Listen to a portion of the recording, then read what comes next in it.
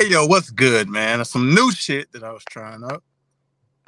We are back with another episode of the Real Rap Coalition podcast.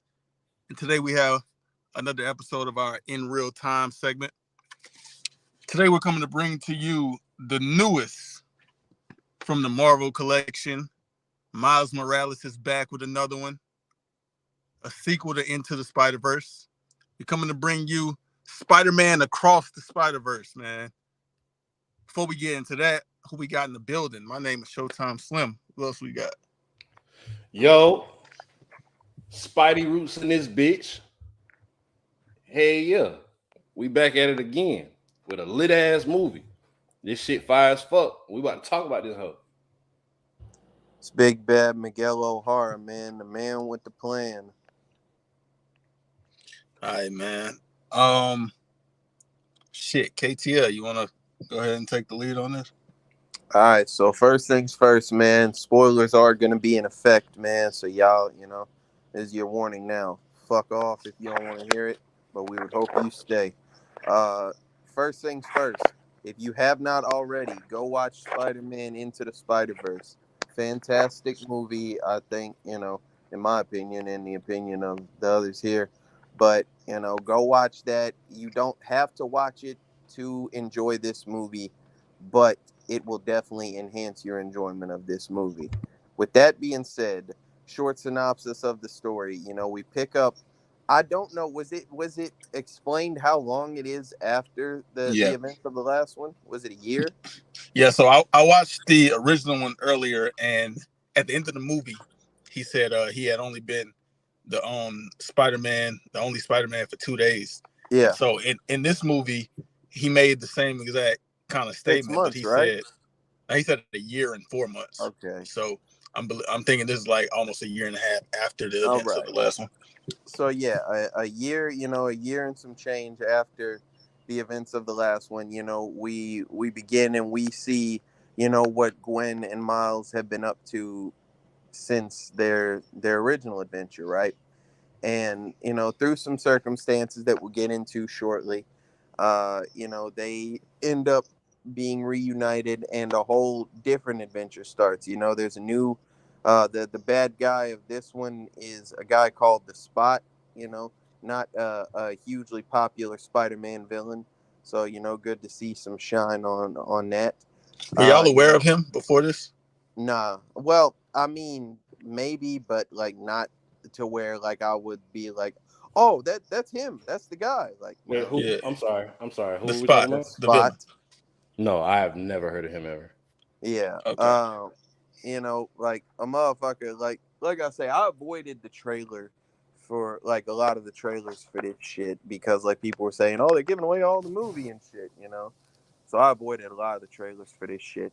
But anyway, right? So, through various universe hopping shenanigans, they come in contact with different Spider-Men from different dimensions, and it becomes evident that Miguel O'Hara, Spider-Man, it's 2099, right, Roots?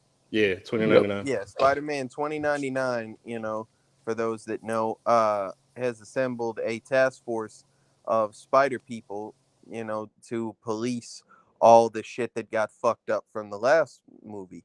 There's a whole bunch of villains and characters that don't belong in certain universes, and they're wrangling them up, sending them back where the fuck they came from, and trying to stop the universe from collapsing in on itself.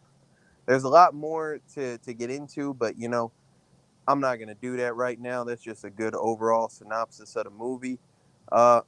First things first.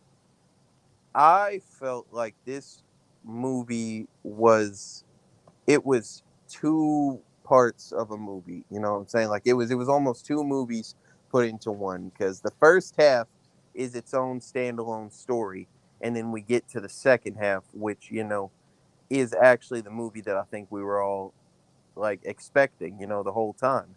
And I don't think that's a bad thing. But I like that we got, extended, explanations of where So Gwen and Miles what do you are. think the first? Yeah, I was gonna ask. What's the first half to you?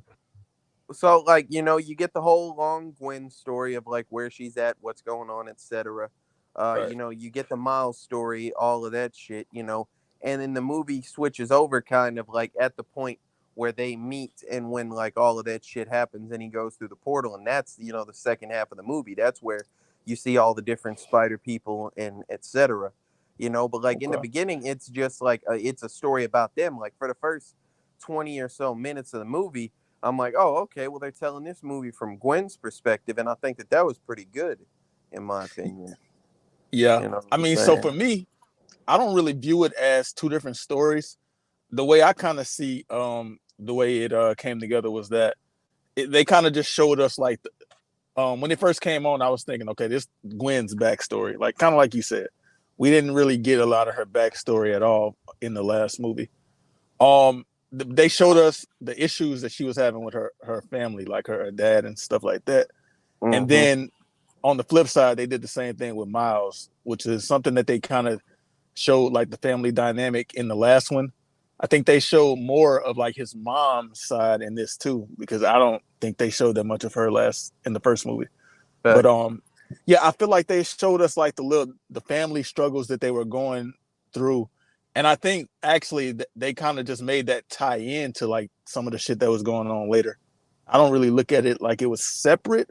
I Well, think they it just kind like of I brought it say, full it circle. was all like a story, but like it let me say it felt like it was two different like tones in my It's like opinion. You know what the I'm saying? pace of it was like two different Yeah, things. like you know, like one the first half was like storytelling and setup, Some and the real second half was family more drama so type shit. action and Right, right. you know Thanks. intrigue and whatnot. You know, Yeah. but yeah, so I think that was very well done. Um, dog, I'm gonna go ahead and say it. Mhm. This is probably the most beautiful movie I've ever seen. Like Factuals. artistically, like everything was like they did so much with so many different art styles. You know, there's different times where like characters, you know, they have their stock like color palettes and whatnot.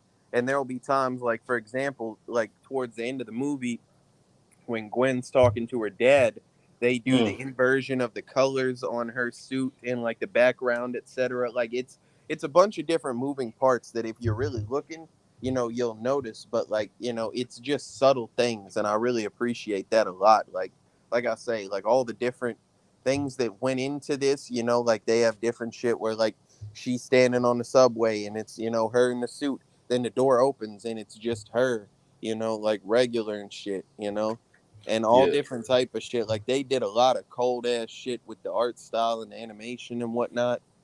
You know what I'm saying? Like, Yeah. You know what I think is crazy? The first one came out in I believe like 2018 is when it was released. Um, I feel I felt the first time I saw it, I felt the same way about the first one, Into the Spider Verse, yes, and watching this one is just like I they agree with improved you. upon it. They improved upon it, which is obviously 5 years later, technology has advanced even from 2018, but it's just like kind of crazy how it was something that was just it was amazing back then, and they just made it even better now. So, I agree, it was Hmm. fire. Yeah. I was doing my best to try to take notes, but the movie was so good that like I couldn't look at my phone long enough to make sure that I, put down my thoughts as I'm seeing all of this cold ass shit going on, man. Like I think the interpretation of not interpretation, the visualization, I'm not even drunk. Who learned you how to smoke? Visualization. The visualization of the Spideyverse, all coming together in that one spot. I Hmm. think that was so dope with just how they just throw all of Spider-Man together in this big ass utopia of all of these different versions of They got a Spider-Man, fucking all of the T-Rex. They comic got a book guy shit. on a horse. Yeah, They got like a doing fucking wild shit, bro. Like they was literally like, how much Spider-Man shit can we put in 30 seconds? And then that's what they fucking did. Hey, Yes. real quick, Roots. This is, you know, this is the point I was talking about earlier. The Mm-hmm. real, like, the artistic, you know, the visualization and whatnot. Like, it really, like, I noticed it early, but I think it really hit me during the Vulture scene. And I'm gonna go ahead and give, this is where I'm gonna go ahead and issue my public. I won't say an apology, but I this tried to is tell him. actually this is what the Vulture should have been. The That's other not Vulture was true. fucking horrible. That's not true. This Vulture was amazing, boy. You're wrong. That boy had a whole he would lose. Like at one point they like ripped part of his wing off. He grew that bitch back. You know what I'm saying? He's out there shooting fucking lasers out his face. He's doing all like he's got good dialogue. Boy, this was the vote. Like, kudos to y'all, man. Hey, Roos, let me ask you a They question, did Roos. exactly how the Vulture was supposed to be. Bro. Yeah, let me ask Roos a question. Roos, I got a question. And he was from the Renaissance. That's like 400 years ago. Right. I got a question for you, Roos. What's happening? What's something that the two Vultures got in common, man? It's a riddle. They fly. Nigga, they both beat the hell out of niggas. They beat the hell out of niggas. They fly. They do that, and they beat the hell out of niggas while they flying. I don't know if this nigga was beating the hell out of niggas. Oh, this nigga was beating. It was a good fight. Miguel was finna get on his ass. Oh, he was no. Listen, the thing, he was beating the shit out of Gwen. She needed that help. Same with Tom Holland. Peter Parker was getting the fuck beat out of him by Vulture.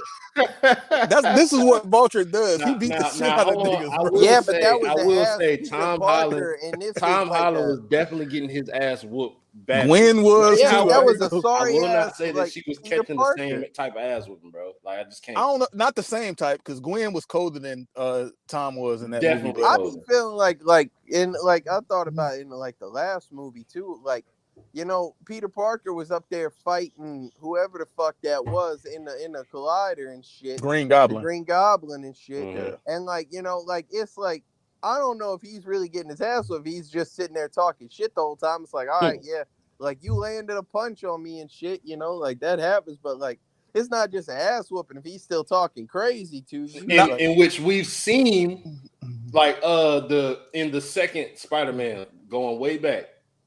Like 2007, we've seen Peter Parker get his ass whooping to the point where he can't get a word in at all. Mm-hmm.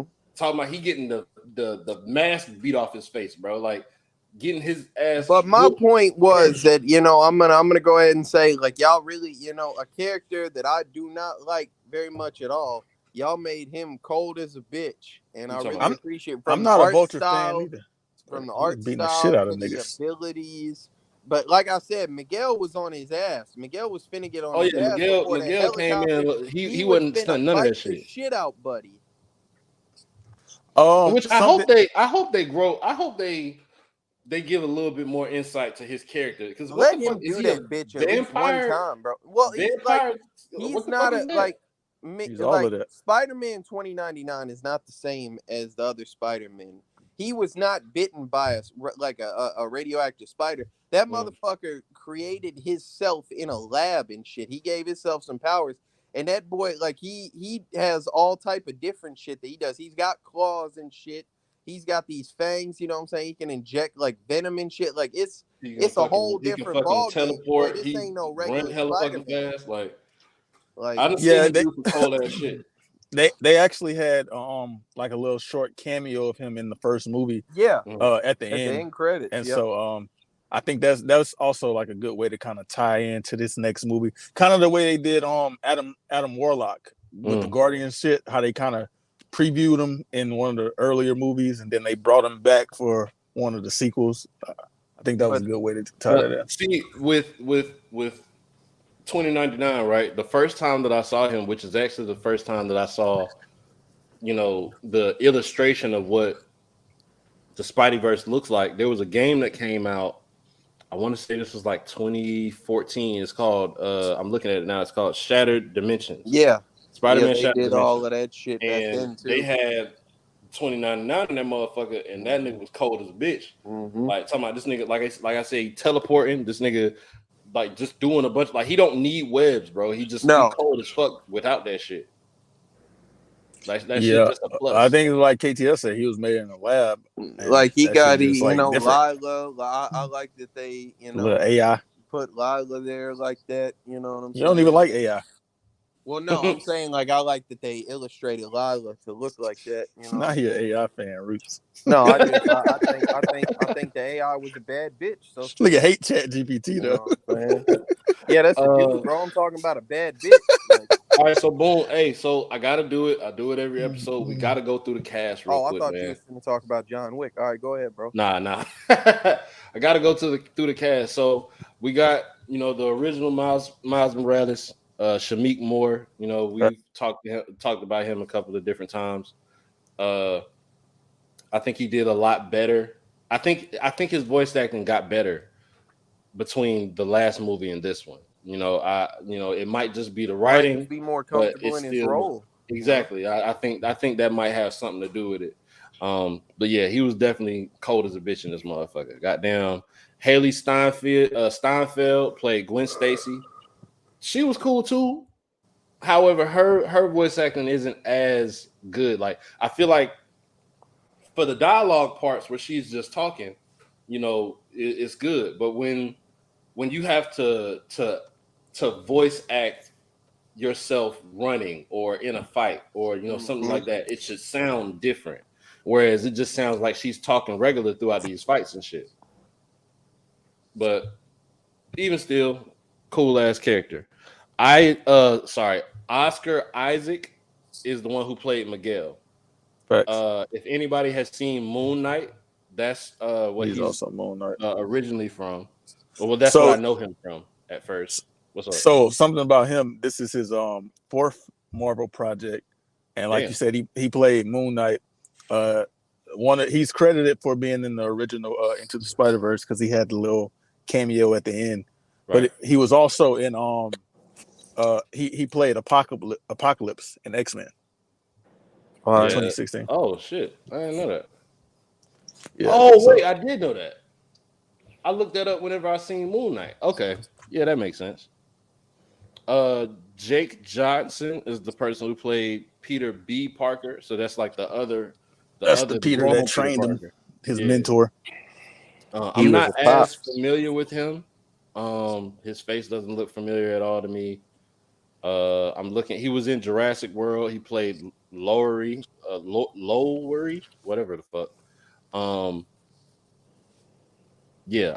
not as familiar with him. I think I liked him better in this role. I feel like the whole dad thing was really cool. It's a complete polar opposite to how we seen him at first in the first.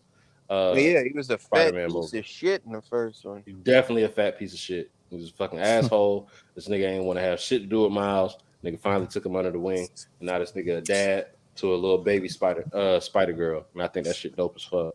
Hey, she was going off. I ain't gonna lie. She was out there swinging and fucking climbing up walls and shit. That baby was getting active. Bro, how is she doing spider shit and baby shit at the same time? That shit. Like, so let me ask y'all this, because earlier I made the kind of like the comparison. I believe there's like a parallel between like this and No Way Home being like the same concept almost. Correct.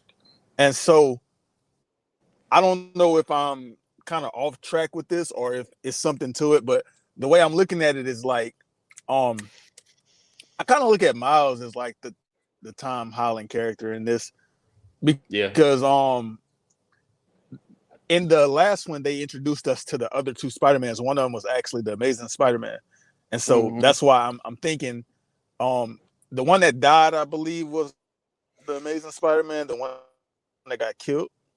Wait, what are you talking about? So would this one be the Tobey Maguire type? In the original Into the Spider-Verse, the one that got killed at the first, I think he was the Amazing Spider-Man. Got you. I got you. One of them was actually the Amazing Spider-Man. Yeah, so I believe he was.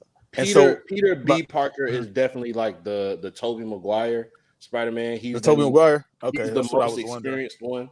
At that point, whenever they right, because he was the oldest too. He had. It's because he got the regular Mary Jane, huh? Right, he definitely got the regular Mary Jane. And wasn't so in No Way Home, wasn't Tobey Maguire's character kind of acting the same way a little bit? He was older, more experienced. He wasn't like a fucking grouch like the first one was. Like but he wasn't he was okay. definitely more experienced. Like whenever so in what is it, No Way Home, Yeah. Tom Holland's character was dealing with that, that all that anger he had pent up. Toby, Facts. sat him down like, look, bro, you can't. That shit'll change you. You can't let that shit change you. You know what I'm saying? So he was definitely like the mentor So, type of but Spider-Man. okay, so actually, I meant like at the beginning because like if you want to say that, I feel like even this character right here, once he came around, he was playing that same type of role, like the mentor, giving him advice. In this movie, we saw it a lot more than the last one. He was trying to talk him down from like a leg. He was trying to actually give him like advice, like he was there for the nigga. So I feel like he played that role more in this one, but it was a little bit of it in the last one too. I think he just at the beginning the nigga didn't want to be there. That's what it was. He said, man, I'm didn't trying to want to get back deal to with the that crib. shit. I ain't got shit to do with nothing you got going on here, bro. But on to you, KTL. No. All right, Dang, KTL. man. Is you gonna talk or you gonna be You alright, One bro? of us can talk. You straight? One of us can talk. I'm just saying. Like, I got things to say if you don't. I bet you do. I bet you do. Go ahead. But we talked about the art style. We talked about the voice acting. We talked a little bit about the story. The soundtrack was high quality. As a Facts. motherfucker. Like Metro Boomin. happened That like one of them niggas credits. in the hip hop scene. Metro Album Boomin. dropped today. The soundtrack dropped today too. Fire. It dropped today. I saw that. I see that it dropped tomorrow.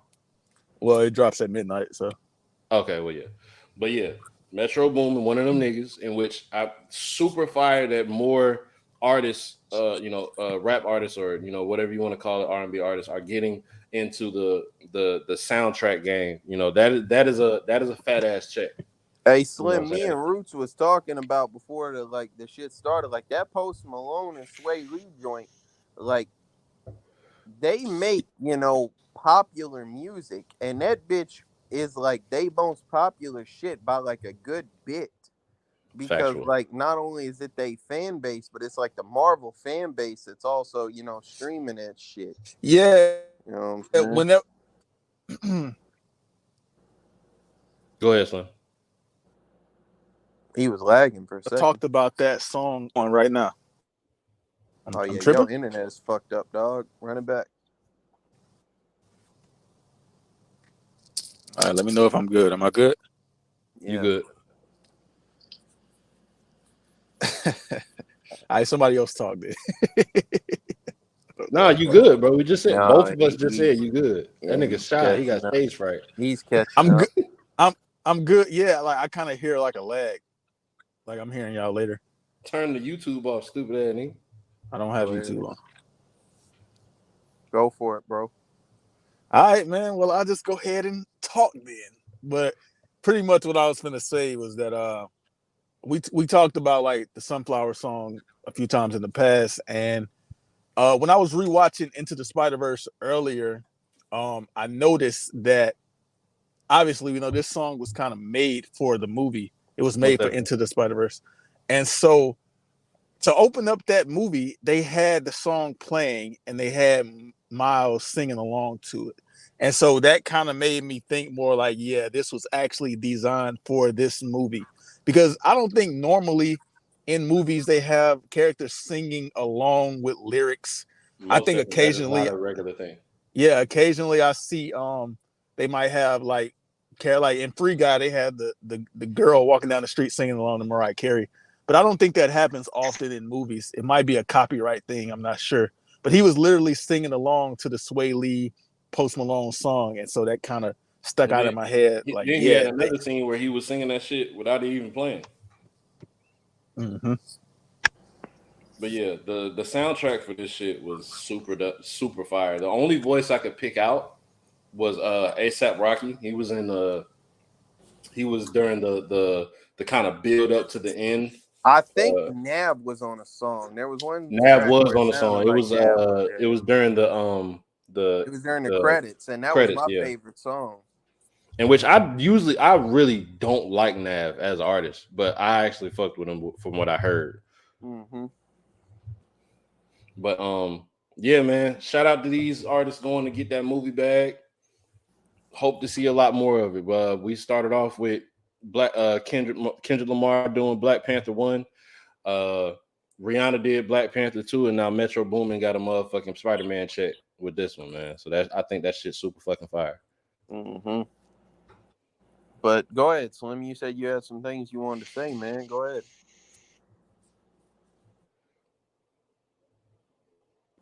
All right, don't worry about it. Yeah, I'm about to say, I'll give him about 5 seconds. So one thing that I actually noticed, and I think they did really well.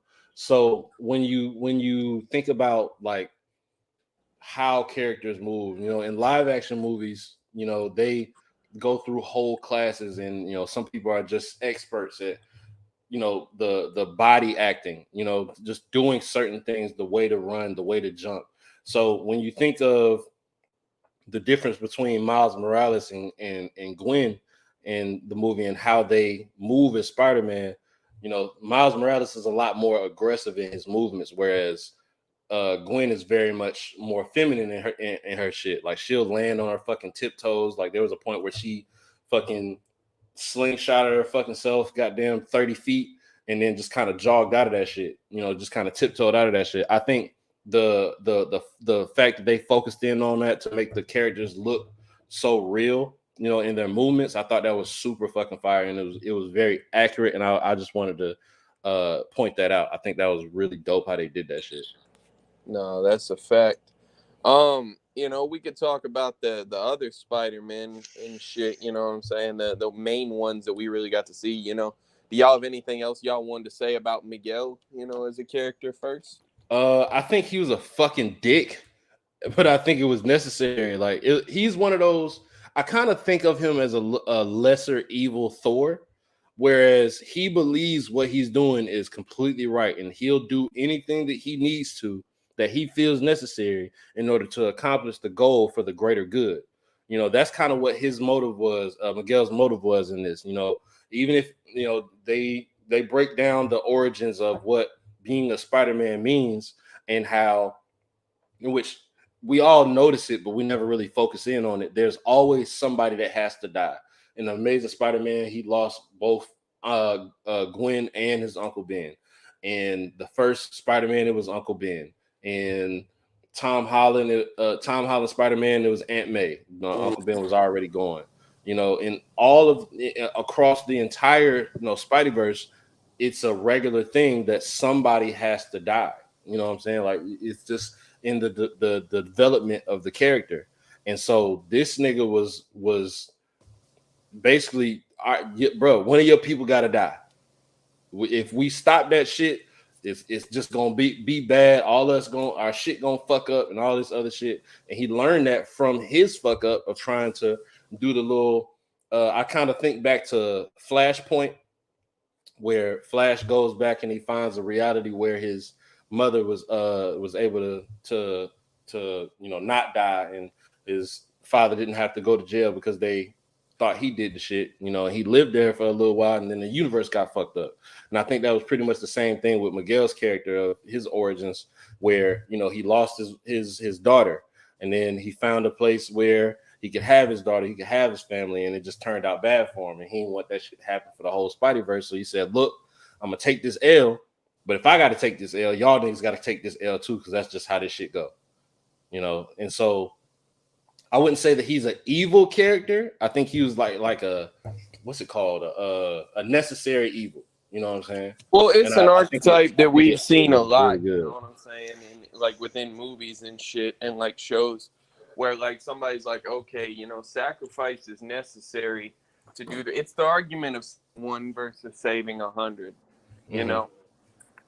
And like it's always called into question, through the moral ambiguity of like, okay, so let's say this is, who gives someone the authority to determine these things, right?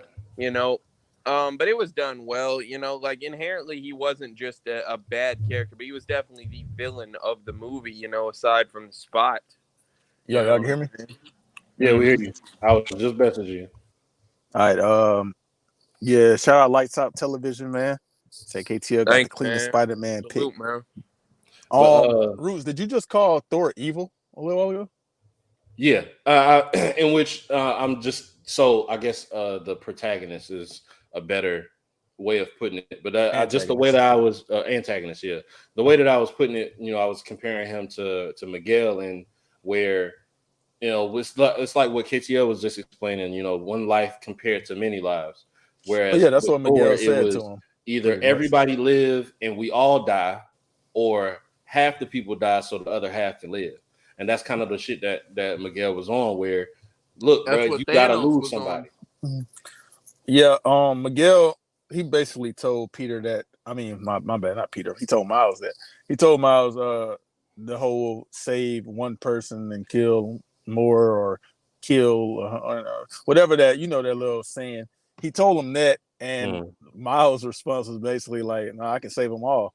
Like, what if I save my people and I save everybody else too?" But Miguel wasn't trying to hear that shit. He wasn't going for it. He told the niggas, like, Gwen was like, what do you know exactly what's gonna happen if he like fuck up the canon event, which they was calling it the canon event. Yeah. And he was like, shit, you want to find out? Basically, he don't want to risk it, pretty much. Right. In which I feel like they did a really good job with the next part of, Miguel spilling all this information in Miles' ear. He told Miles, bro, nigga, you ain't even supposed to be here. You know what I'm saying? He Like, was on that nigga you here on ass. that, bro. He was on that nigga bumper, bro. Like, you a mistake, nigga. You a was never mistake. supposed to be Spider-Man, nigga. Here, that shit wasn't supposed to bite you, nigga. That shit from another dimension, We've nigga. got You ain't you even getting bit is the reason why the Spider-Man in your universe died, nigga. Before he was talking crazy. He went with the nuclear option on Buddy, he gave him a whole bunch of chances. Yeah, it was some fuckery, but like,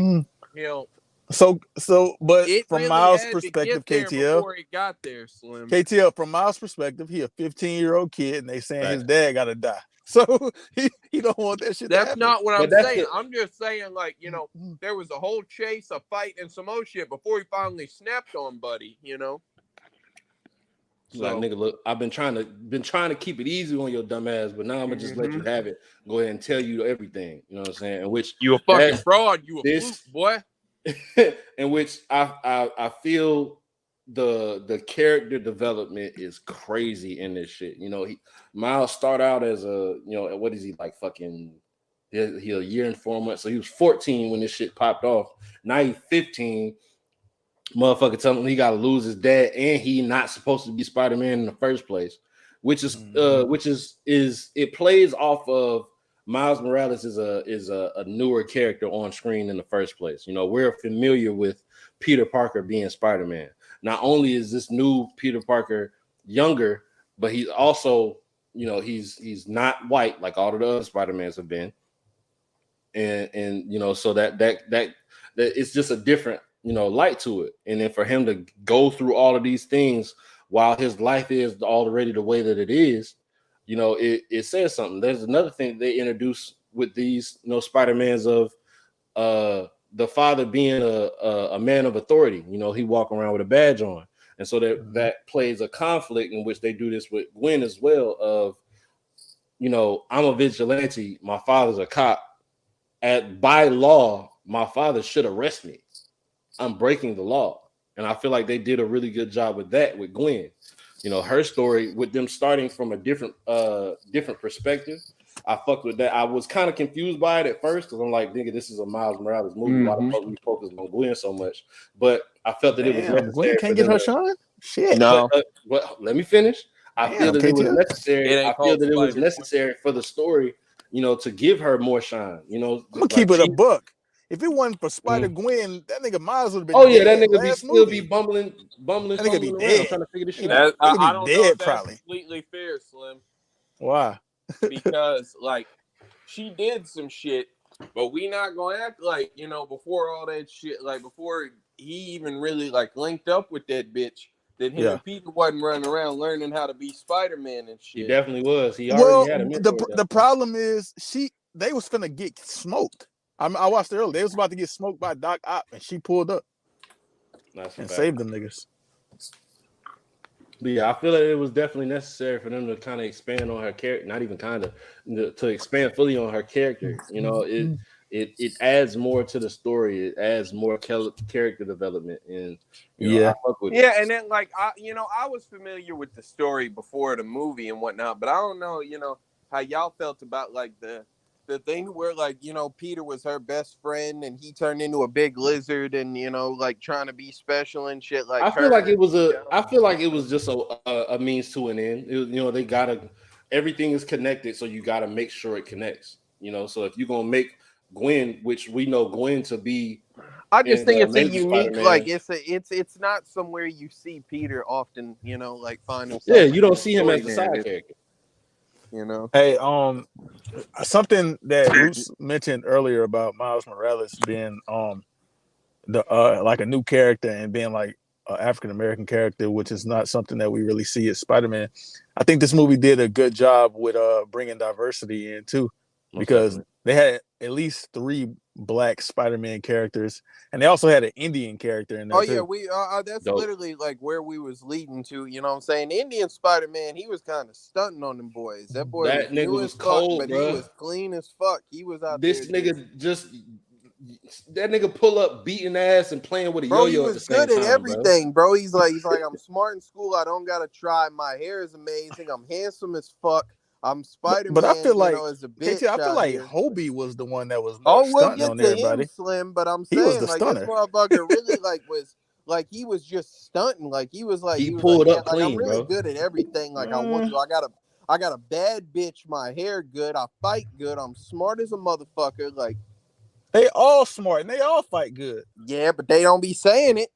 I think Hobie was the one stunting on niggas, bro.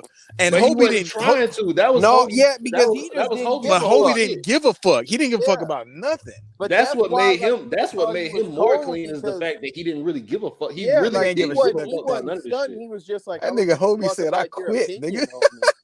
That nigga quit while they was all helped them niggas. Well, no, he was out there fucking over and took off. Anyway, he was like, "Hey, here's how you." He definitely was. Shit. Here's how like break some shit, boy. Like then he sent his wife. So before we get more into that, so from the very beginning, we didn't mention the main antagonist from the beginning because we see him from the very beginning. The spot that you talked, you kind of mentioned his name earlier. When I first fucking impression of the Spot, he's a fucking goofy. Yeah, he was a goofy for like the first quarter. I'm not gonna lie to you, he might have been a goofy at the end of the movie. See, the thing is, he got cold. He definitely got cold. His character progression. Some better powers. He's still a goofy. I don't know if he was as much of a goofy once he Bitch, evolved. your feelings hurt. That's your motivation. Your feelings hurt. Yeah, no. But how dare you not respect me? But KTL, but what you're talking about right now, I think is different than what I'm saying. I think when he was in that store, he was a fucking goofy.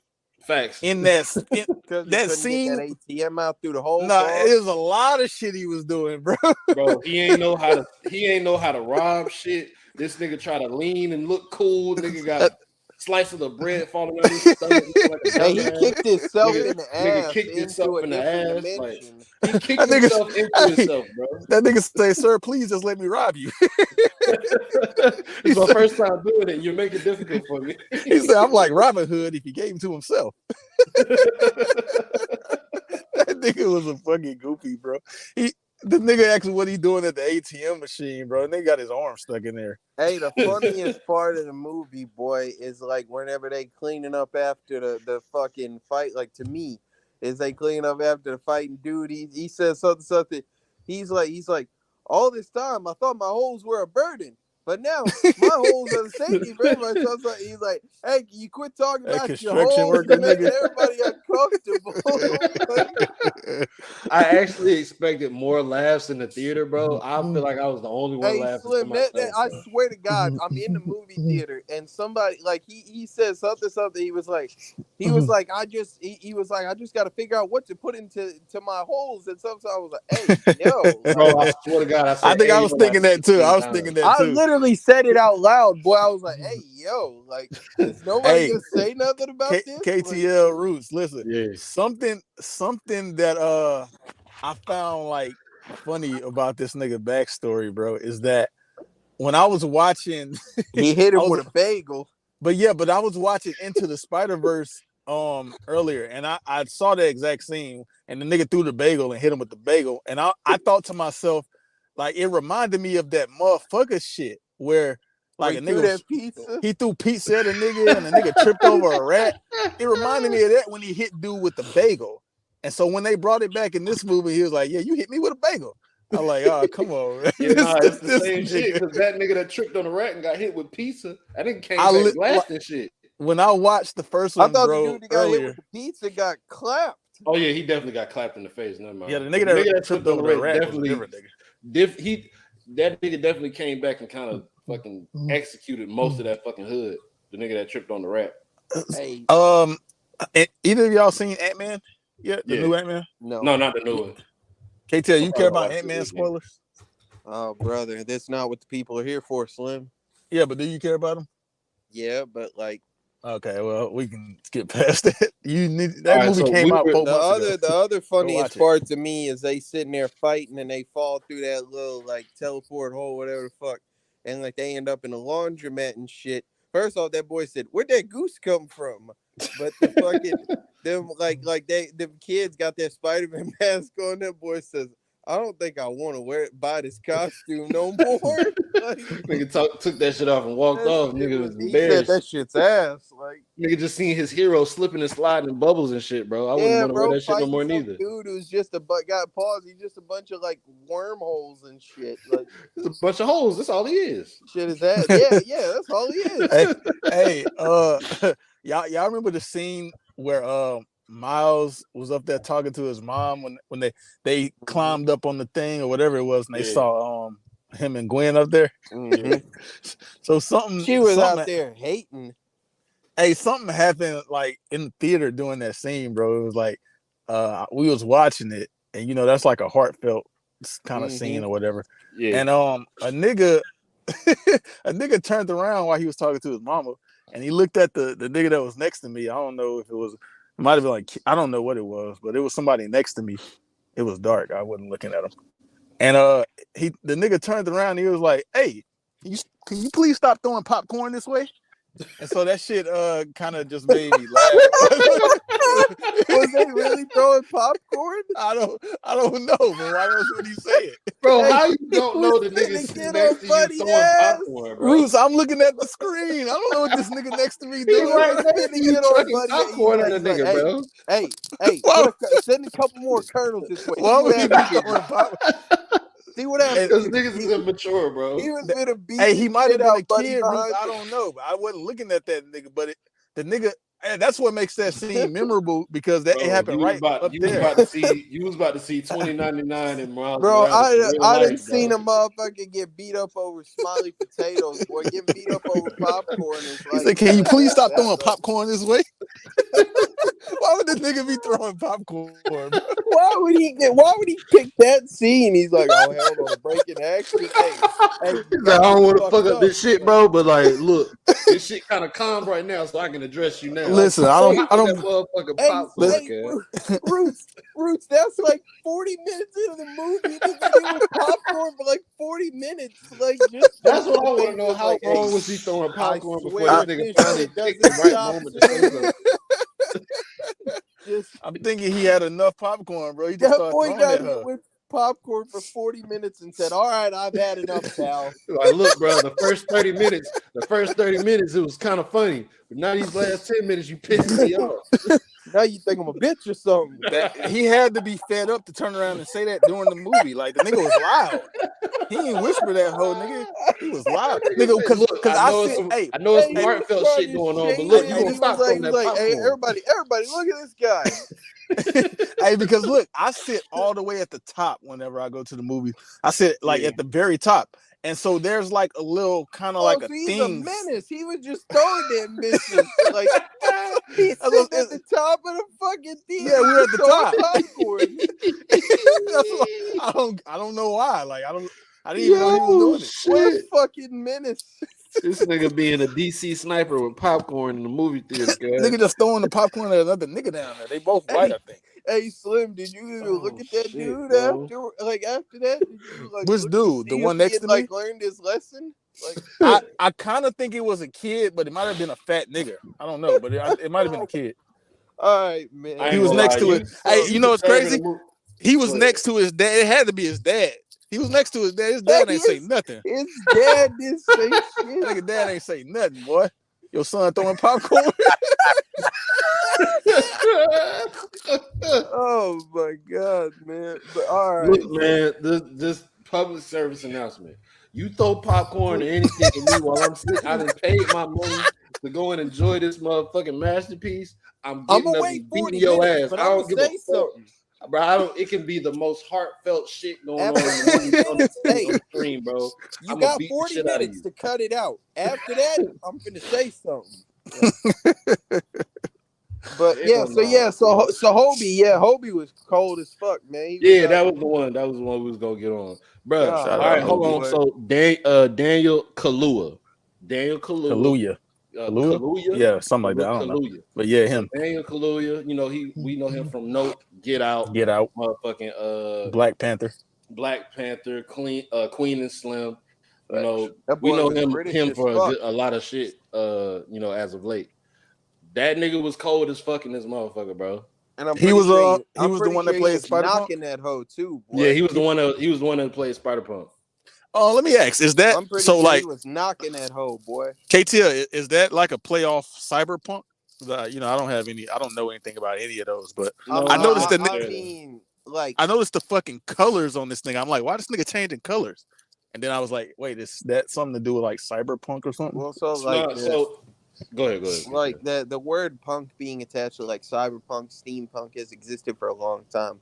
Like Cyberpunk, the video game, is a recent thing, but the idea of it is not. So like it's possible. I'm not sure. But my first thought was just like he's a punk rock. I just said, they said he was in a band. So punk. Yeah, so why was he changing colors? That was my question. So that was just the kind of extra flair as it's like the same comic shit as book that Vulture. Like it was a comic book thing, you know. He's most prominent in the comic book, and so they wanted to make his character, you know, look different. She asked that Vulture, he was made out of parchment, dog. That nigga was definitely made out of old paper. Somebody was like, I can't remember who said it. Might have been Gwen. She was like, "You made out of paper. You might not want to play with fire," or some shit like that. That was Gwen, huh? Boy. But yeah, so Hobie, this nigga cold, bro. Like he don't even like calling himself a hero, bro. That nigga he a motherfucking anarchist. And he's definitely like a stereotype of like edgelord, you know, woke motherfuckers who like think they have it all figured out, like trying, you know, to like I don't give a fuck what you think about me. But ain't that like the rock star attitude too?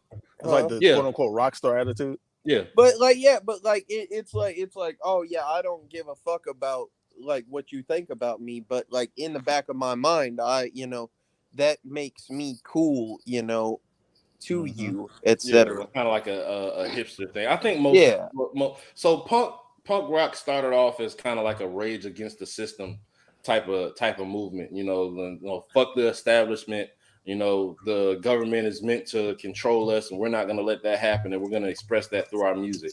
And we're going to fucking jump around in a mosh pit and beat the shit out of each other and all that shit, which is cool. We actually saw a little bit of it in a movie that we reviewed before, Lords of Dogtown, which that scene, that punk rock scene, was actually kind of like the start and beginnings of what punk rock was in America. But this motherfucker here, he's from the UK and shit. So, you know, he over there fucking shit up, you know, fucking up the establishment and whatnot. And, you know, there was a part where, and I feel like this is really good writing, where, you know, Miles Morales is just wowed by all of the Spider-Man Corporation shit, right? And this nigga Hoagie, Spider-Punk, look, man, this shit ain't all what you think it is, type shit. Because he knows what they haven't told him yet. And he honestly think that shit fucked up. So he's trying to kind of ease him into he's like, why the fuck would you want to do something like this? And then like he knows the bullshit side. But he don't want, you know, his fellow, I'm gonna say it, fellow African brother, you know, brown skin power. He don't want him involved in this shit. Like, I don't think that's what it was. I think it was just like his character. He didn't give a fuck about nothing. Well, I don't think it had nothing to do with he that don't nigga give a being fuck, but at the same black. time, he still acknowledges where there's fuck shit going Man on. like Miles, bruv. So I think it's one more kind of main character kind of that we I didn't swear to God, address if you yet. say Peter Porker.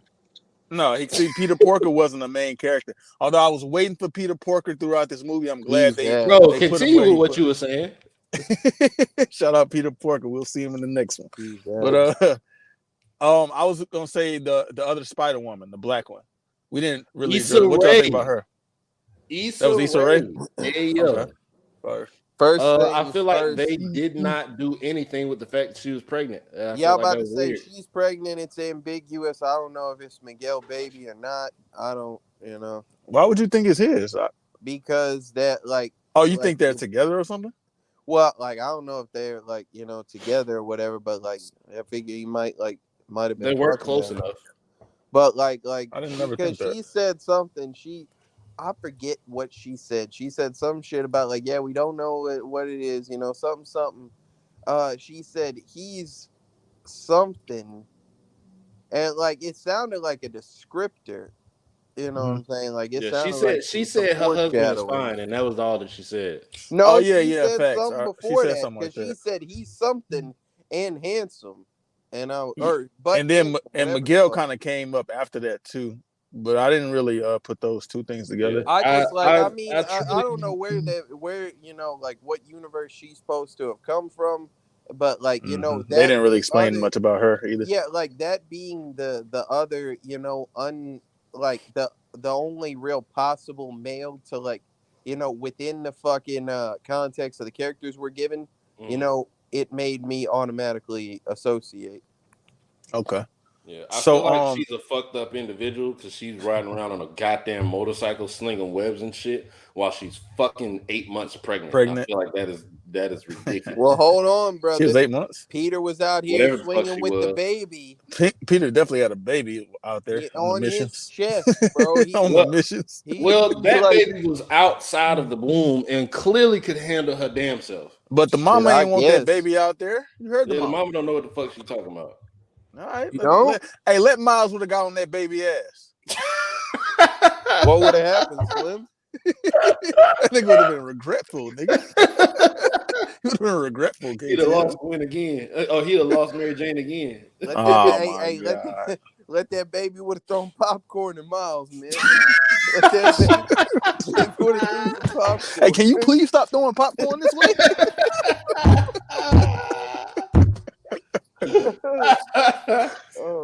Hey, so I gotta ask a question. So what's happening? But yeah, she's cool. I think we pretty much covered a lot, and we didn't really like break down like into detail a lot of spoilers. So I kind of like that too. I think it's good enough to where if people don't want to know the entire movie through the review, they can still watch this and still go ahead and watch the movie, and you'll still get the full experience. I feel like. Yeah. But something I want to ask is, what do y'all think about the plot twist? Like where everything kind of gets shaken up. Yes. I think the plot twist was it was so, and me and KTO were talking about this. It came very late to the point where even if you don't know that you've been sitting in a movie theater for an hour and 45 minutes, and it's probably only another 15 minutes going on in this motherfucking movie. So there's no possible way that they can wrap all of this shit up in fucking 15 to 20 minutes. But that was where the plot twist, came in. And I feel like there was a lot of different plot twists in this shit. Just the overload of information of you think, or Miles thinks shit is one way when it's actually really this. You know what I'm saying? Right.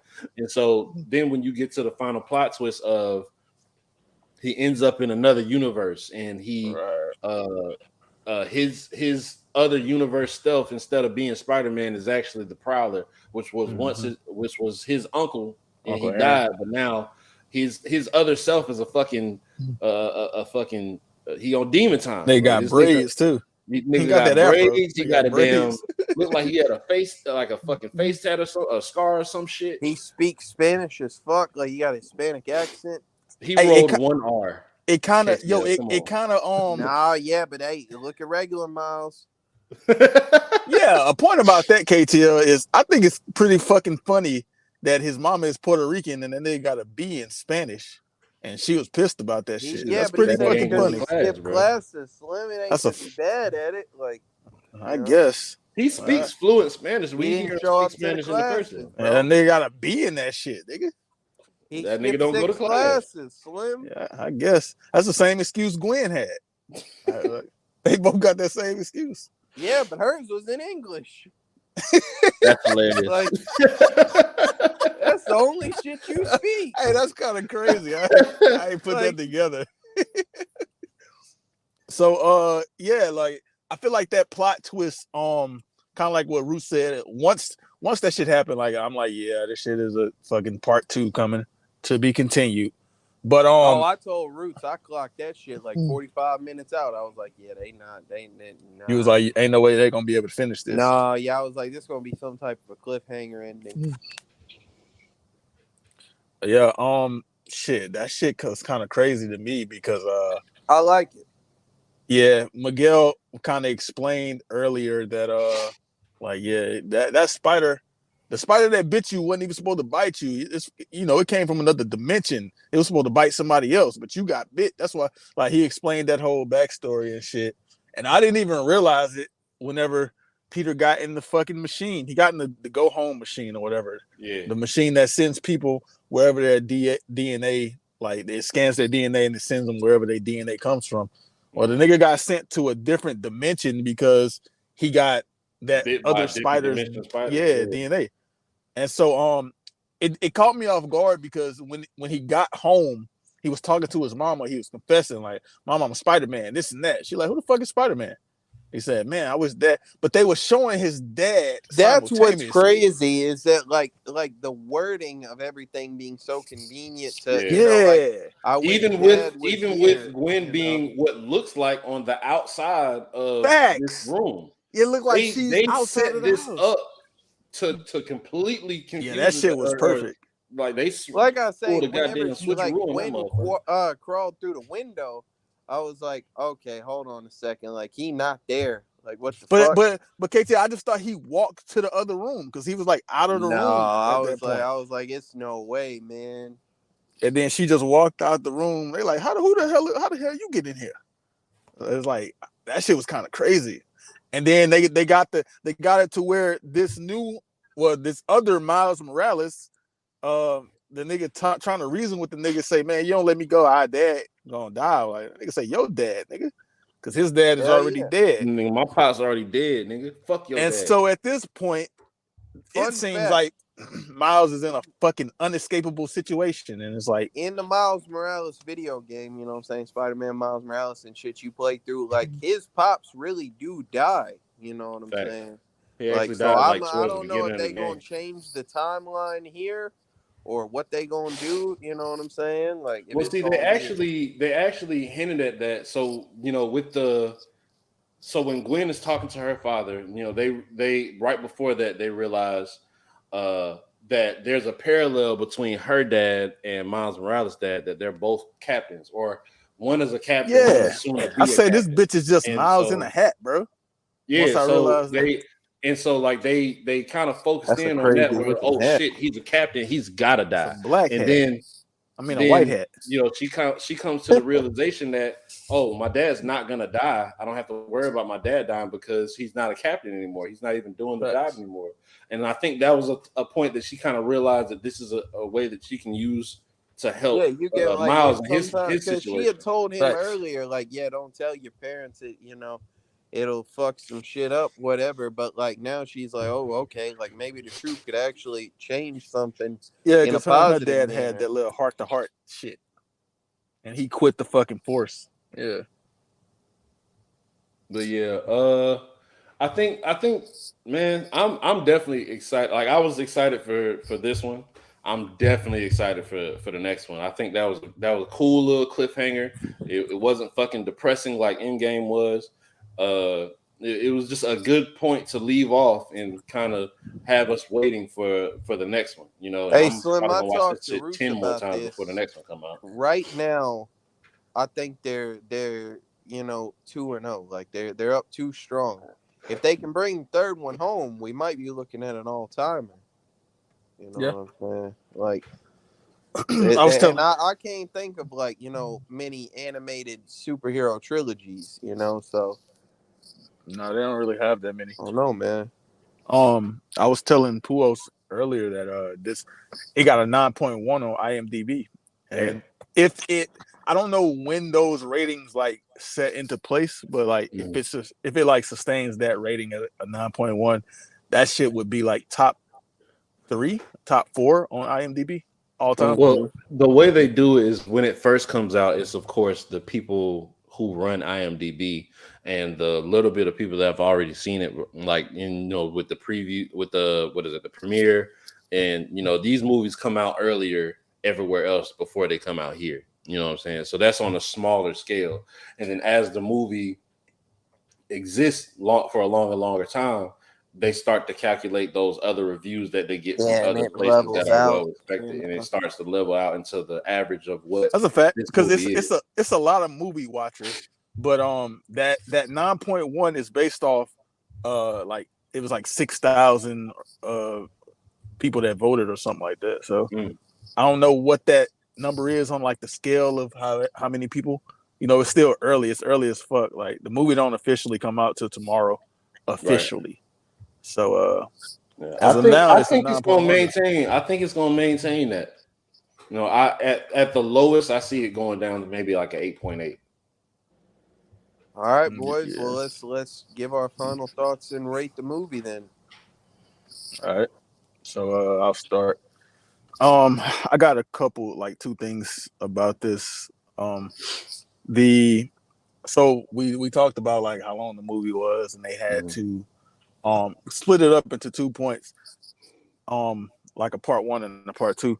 But this movie has a runtime of 2 hours and 20 minutes, and so that is the longest American animated film to date. The last one was called Consuming Spirits. It came out in 2012, and this one is 4 minutes longer than that. So this is the longest animated movie that we have in American cinema history. So that's something. And then as far as like the production of this movie, it took place across 6 dimensions. They had 240 characters in it, and they had over 1,000 animators that worked on this production. So that's probably why it looked as great as it fucking looked. They had a lot of fucking people working on it.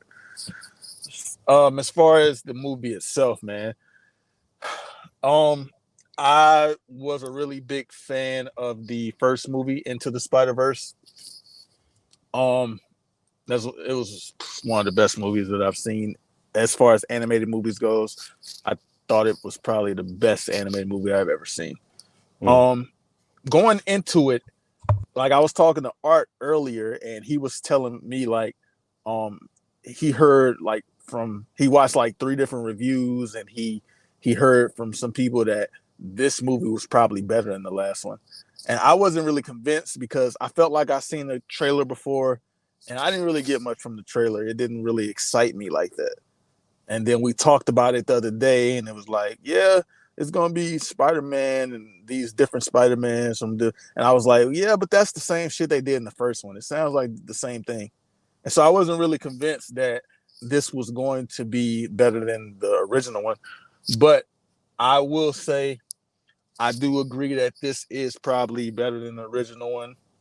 And the original one was arguably the greatest Spider-Man movie ever to me. I probably would have put it second to No Way Home, because I think No Way Home was crazy. But this one, I definitely think this one is better than Into the Spider-Verse. The story was fire. The action in it was fire.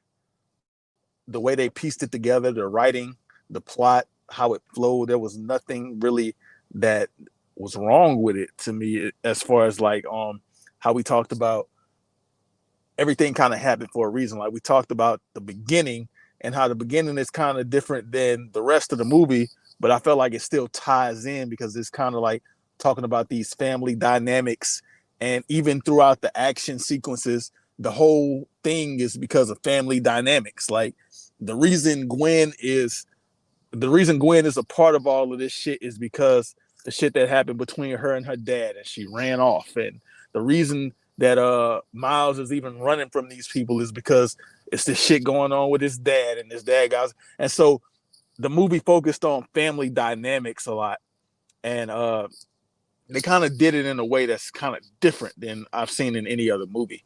Like this was still an action movie while being animated, while being about family and relationships and shit like that. Shit was kind of crazy. I think the cliffhanger was crazy. They put Miles in this fucking inescapable situation. It seems like um he's tied up with the fucking Miles Morales that don't give a fuck about him. He's not letting him go.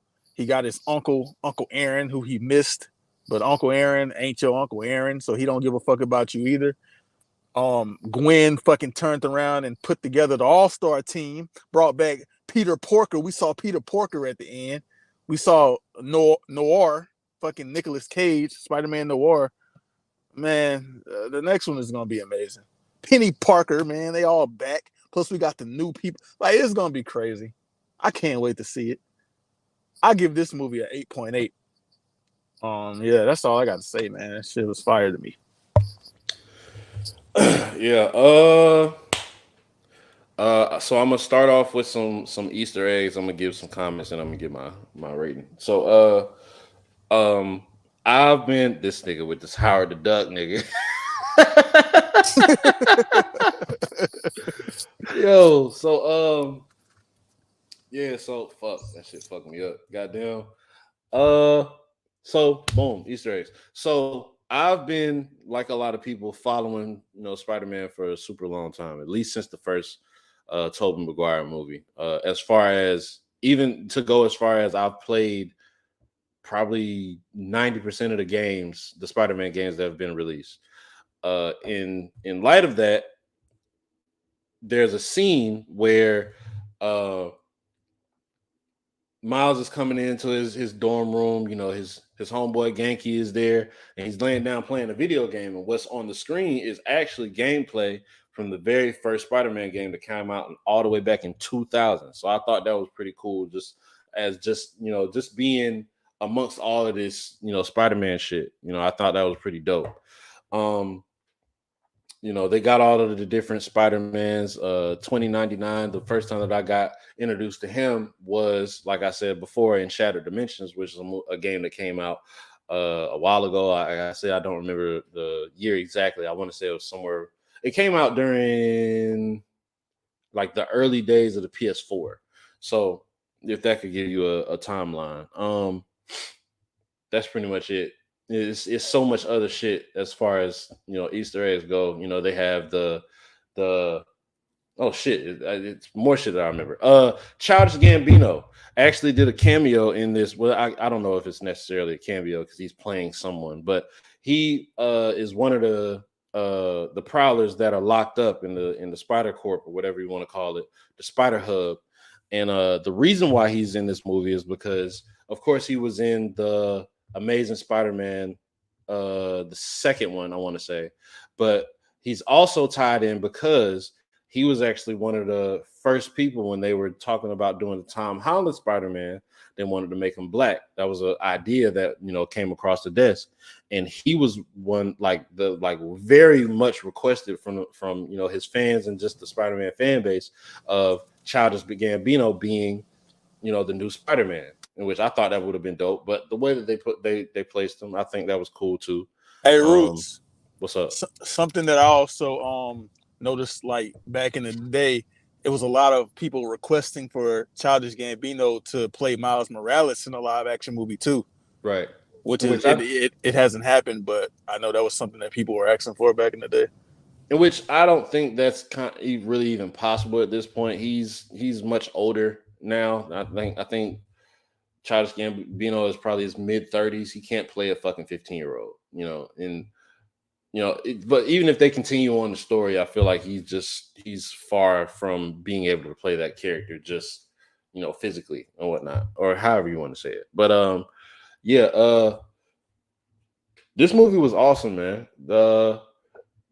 I was very much looking forward to it. I saw the first one when it first came out. I've seen it 1,000 fucking times. I think my daughter was 2. Yeah, my daughter was 2 when this movie was it 2?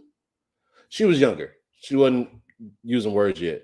But that Sunflower song that we were talking about earlier, that's been one of her favorite songs for a majority of her life now. And so every time it come on, she's to the point where she can sing the verses. So uh leading that into the soundtrack for this one, I thought that they grew off of that very well. Like I said earlier, it's produced by Metro Boomin. I think it's gonna be hella fucking dope. I've started to get more into listening to soundtracks just because they put so much work into it, and I feel like they put the same amount of work into this one as they would in any other ones. And so I'm really excited to hear that when it drops. The story of this is dope as fuck. How they maneuver from starting off with the POV of Gwen, and kind of weaving that into Miles and his family dynamic, as Slim said. Him trying to navigate being Spider-Man and a teenager at the same time. I thought that was dope. The Just all of the dumping of just this bad shit. Like, this nigga found out that he's not supposed to be Spider-Man. He finds out that his dad is supposed to die. He finds out that his friend that he's been longing to see all of this time knew all of this shit and didn't fucking say anything. His mentor knew all of this shit and didn't say anything. And it's just a whole lot of shit, and it makes for great character development, which I feel that they did that both with Miles and Gwen. You don't see a whole lot of character development when it comes to animated movies, even in series. So I thought that was hella fucking dope. The graphic design was absolutely amazing. I would put this similar to the movie that we watched earlier last month. What is it? Super Mario, or the Mario movie. I think that this was as dope as, if not better than that shit. They did some work on this shit, man.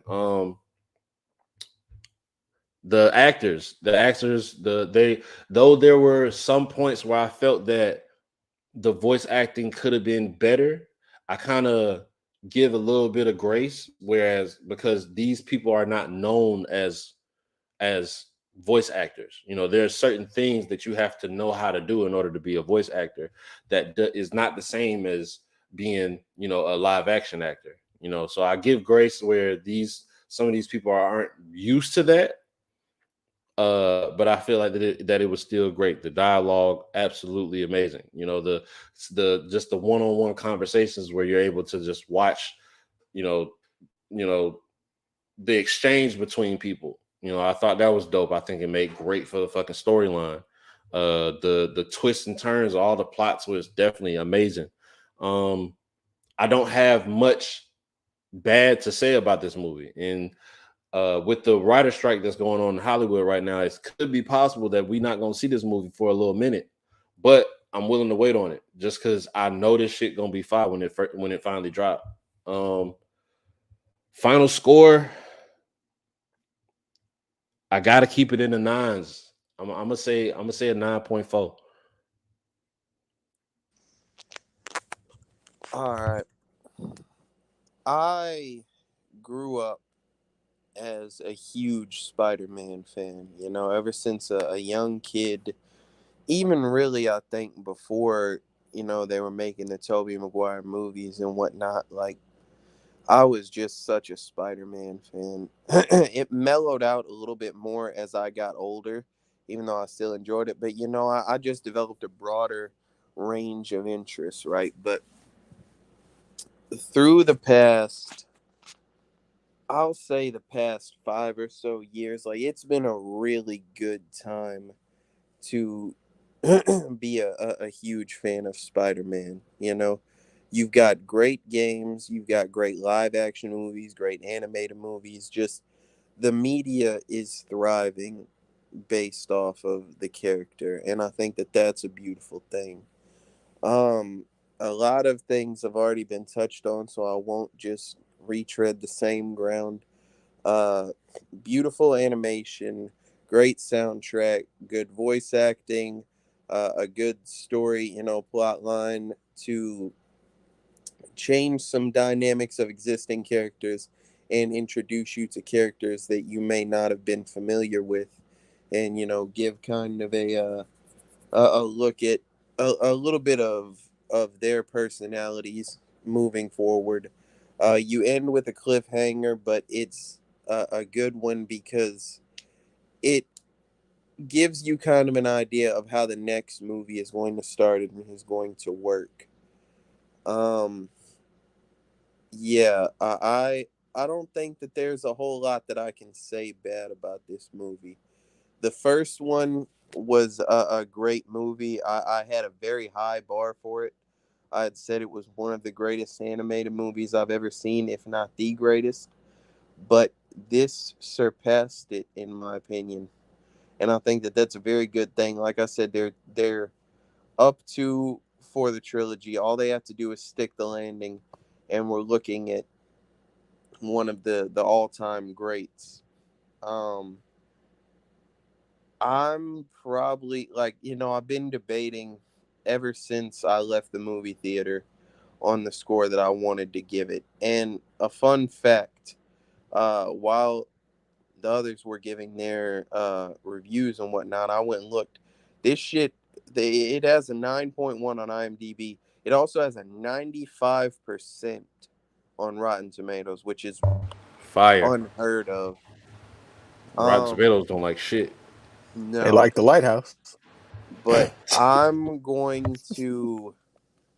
I think I'm gonna give the movie a 9.5.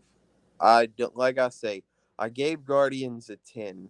I don't think it's exactly there because there wasn't.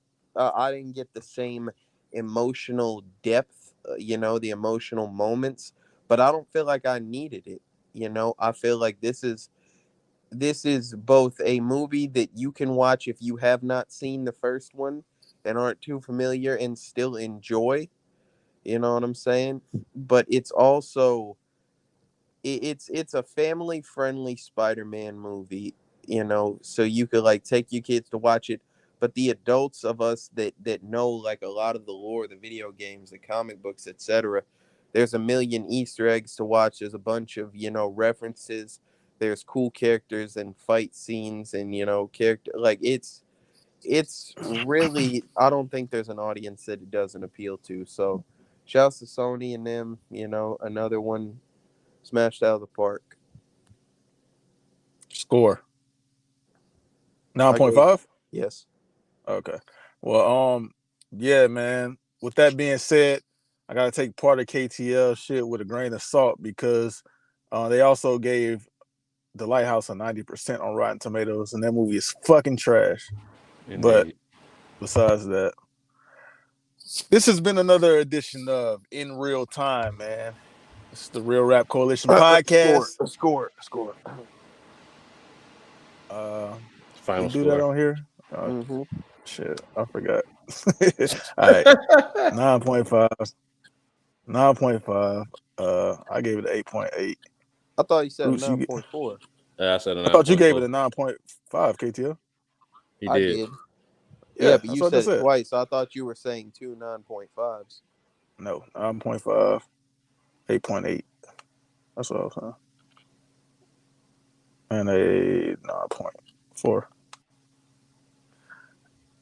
All right, so final score for Spider-Man Across the Spider-Verse. We have a 9.4 rating. Fire. Shout out to Roots, 9.4.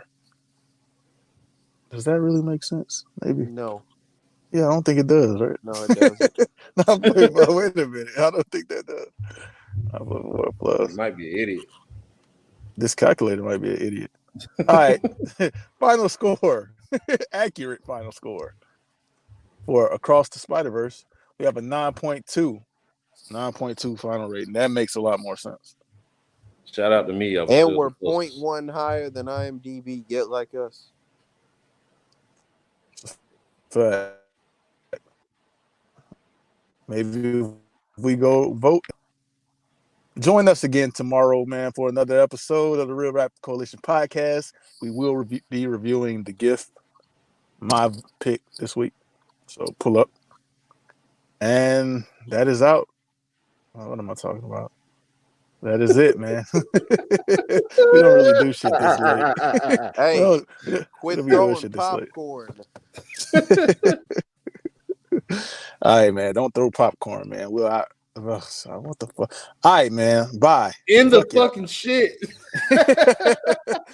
It's too late for this shit, man.